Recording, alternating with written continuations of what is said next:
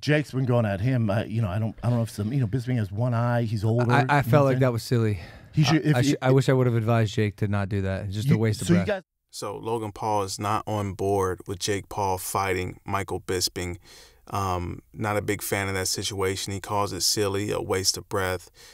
Brendan Shaw pointing out that Michael Bisping's a good guy. He's got a career going for him.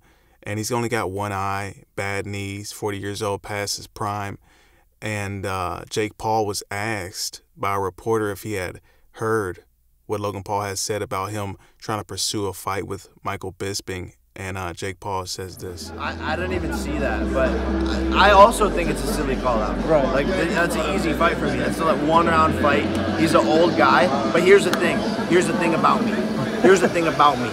Is if someone talks shit, I have to f them up. You see, I have a fucking problem in my head. If someone talks shit, let's fucking settle it in the ring. Let's see if you're really about that or if you're just talking on Twitter.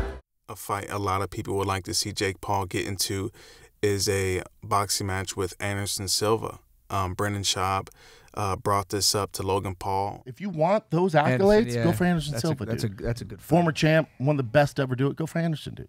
That's the move. If you want to earn everybody's respect, go for Anderson. Tough fight. I agree. I agree with you. Logan Paul did something interesting here. He kind of was like, maybe Jake Paul needs more time to train, which I thought was interesting because, you know, Jake Paul, Logan Paul, obviously brothers. Logan Paul knows Jake Paul's capabilities, very aware of it. But even he says that, you know, maybe Jake Paul isn't ready for Anderson Silva. And I thought that was interesting. Let's check it out. Let him get a little better. And then. Sure. Because Anderson boxes and has boxed for over a decade. Anderson just beat Julio Cesar Chavez Jr. Yeah, Anderson's very good. You know, he's a good boxer.